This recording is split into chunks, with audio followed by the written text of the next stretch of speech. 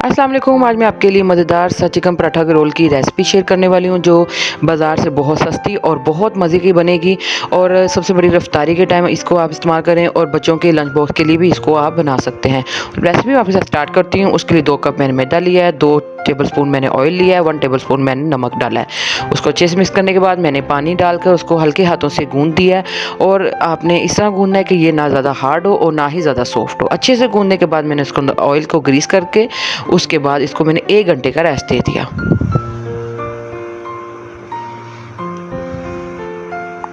जब तक मेरी डो को 1 घंटे का मैंने रेस्ट दिया, उसके लिए हम फिलिंग की तैयारी कर लेते हैं। उसके लिए सबसे पहले मैंने एक प्याज लिया था, उसको मैंने गोल गोल कटिंग कर कर मैंने 1 कप का 3 हिस्से सिरका और 1 हिस्सा मैंने पानी डालकर उसके अंदर डिप करके रख दिया।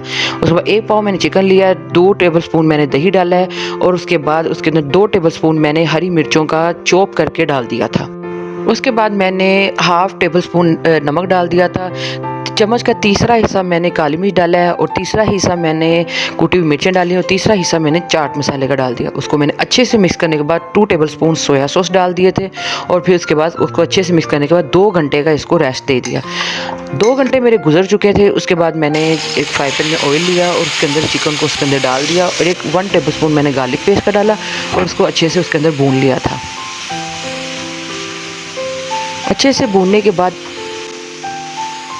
1 कप इसमें पानी डाला है मैंने और उसके बाद इसको मैंने दम लगा दिया तब तक जब मेरा चिकन गल ना गया है। उसके बाद मैंने तेज़ आंच करके इसको मुकम्मल तौर पर बिल्कुल पानी इसका ड्राई कर लिया था। और ये इसके बाद मैंने ये देखिए चिकन अच्छे से गल चुका है। उसके बाद मैंने इसे फॉइल पेपर रख कर इसके अंदर कोयला रख कर उसके अंदर ऑयल डाल दिया और उसको धुआं छोड़ तब तक जो आप इसका ढक्कन दे के रखेंगे जब तक धुआं ख़त्म नहीं हो जाता। उसके बाद मैंने इसकी सॉस तैयार की है। 2 टेबलस्पून मैंने सादी मायो ली है, 2 टेबलस्पून मैंने गार्लिक मायो ली है और 1 टेबलस्पून मैंने ग्रीन चिली ली है। उसको अच्छे से मिक्स कर लेना है और ये पेस्ट बना कर साइड पे रख देना है। अब ये देखिए मेरा जो डो है वो तैयार हो चुका है। अच्छे से इसको और गूंद लेना है। गूंदने के बाद इसको लंबा सा बेल लेना है और उसके बाद इसके 7 पेड़े आपने गिनती के बनाने हैं। 7 पेड़ों की रोटियों को भी आपने इस तरह बेल लेना है और इसकी ब्रीक सी यूं करके तय होनी चाहिए।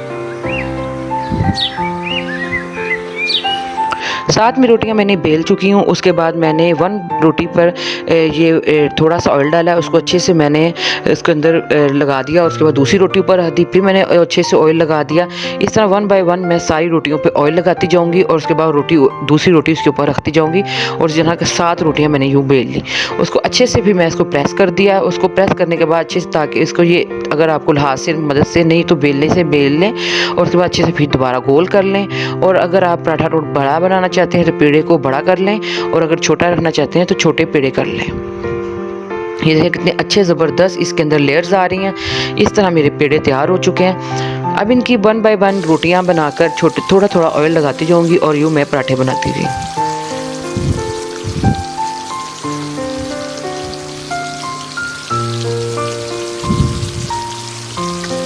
इसी तरह 1 बाय 1 आपने एक एक पेड़ को लेते जाना और रोटियां बनाते जाना है। अगर आपको मेरी रेसिपीज़ अच्छी लगती हैं प्लीज़ मेरे चैनल को सब्सक्राइब कर दें, मेरी वीडियोस को लाइक्स दिया करें, बेल के आइकन को क्लिक कर दें ताकि आपको मेरी सारी वीडियोस मिलती रहें। ये देखिए कितनी ज़बरदस्त इसके अंदर लेयर्स आ रही हैं। इस तरह पराठे आप बनाते रहें, छोटा साइज़, बड़ा साइज़, मोटा, बारीक, ये आप अपनी चॉइस है। पराठे इस तरह मेरे सारे तैयार हो चुके हैं। उनको मैंने ठंडा होने के लिए रख दिया था। ये देखें कितना पराठा सॉफ्ट बना है। इनको उसके बाद मैंने ठंडे होने के बाद मैंने जो सॉस बनाई थी वो मैंने सारी ऊपर लगा दी है। उसके बाद मैंने जो मेरा चिकन था वो भी ठंडा हो चुका है। उसके बाद मैंने उसकी चिकन की एक लेयर लगा दी है और फिर गोल गोल अनियन उसके जो सिरका था उसका मैंने पानी बिल्कुल खुश्क कर दिया था और एक एक 1 बाय 1 मैंने इस तरह लगा दिए। मज़ेदार सा चिकन पराठा रोल मेरा तैयार है। आप इस घर में ज़रूर ट्राई कीजिएगा।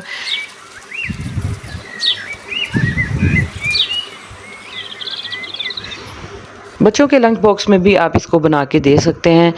मिलूंगी नई रेसिपी के साथ, तब तक के लिए टाटा बाय बाय।